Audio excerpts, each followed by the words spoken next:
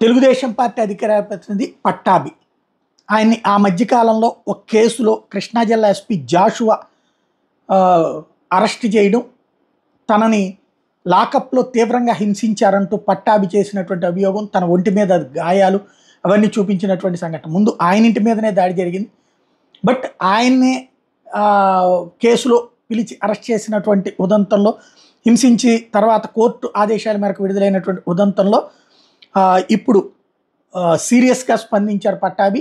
తెలుగుదేశం అధికారంలోకి వచ్చిన నేపథ్యంలో లాస్ట్ ఫిబ్రవరి 20న కృష్ణా జిల్లా తోట్లవరూరు పోలీస్ స్టేషన్లో ఒక స్టేషన్లో అర్ధరాత్రి కరెంటు తీసేసి మరి తన మీద 3rd డిగ్రీ ప్రయోగించినటువంటి నేపథ్యంలో ఆయనకి ఇంటికి ఒక పుష్పగుచ్చము, అట్లాగే ఒక మన శాలువా పట్టుకుని వెళ్ళి ఈ విధంగా వెళ్ళి ఆయన్ని సన్మానించడానికి ఇట్లాగ చేసినందుకు అన్నటువంటి పాయింట్ చెప్తా వచ్చారు.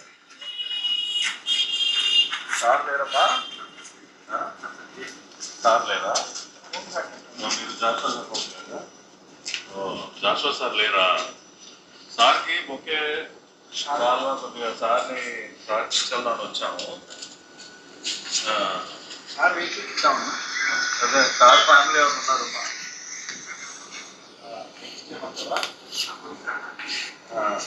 అంటే కాదమ్మా, ఓకే ఇవ్వచ్చు కదా సార్, అక్కడ పెట్టేద్దాంలే సార్.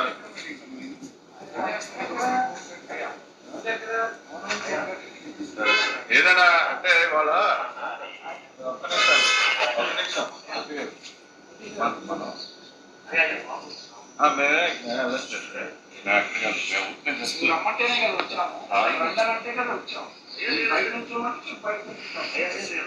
సరే ఏదమ్మా, ఇగో మేము అక్కడ ఒకేను సార్ సార్కి ఇచ్చేసి వెళ్ళిపోతాం అని వచ్చాం. అక్కడ పెట్టేసి వెళ్ళిపోతాం.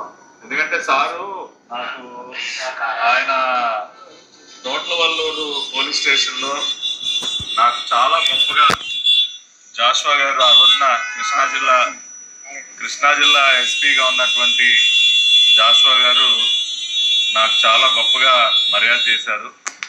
ఆ రోజున అర్ధరాత్రి పూట తోట్లవల్లూరు స్టేషన్లో కరెంటు ఆఫ్ చేసి మరీ నాకు ఆయన చేసినటువంటి మర్యాదలు అసలు చాలా మర్చిపోలేను.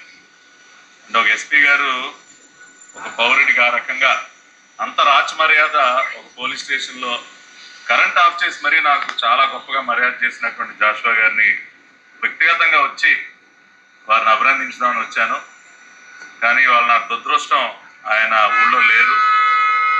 కాబట్టి జాషువా గారు, ఒకసారి మీరు నాకు అవకాశం ఇస్తే మీకు ప్రత్యేకంగా నేను ఒక సాల్వా కప్పి ఇది ఓవరాల్గా చూస్తే కీలకమైనటువంటి పరిణామం అని చెప్పాలి. ఎస్పీ ఇంటికి వెళ్ళి మరి ఆయనకి సన్మానం పేరుతో ఏదైతే తనని హింసించినందుకు ప్రతిగా ఆయన శాలువాతో కప్పి సన్మానిస్తాం, అట్లాగే మా ప్రభుత్వం అధికారంలోకి రేపు అయిన తర్వాత మీలాంటి వాళ్ళకి ఎలా ట్రీట్ చేయాలో చూస్తుంది ప్రభుత్వం అన్నటువంటిది వార్నింగ్ ఇచ్చారన్నమాట.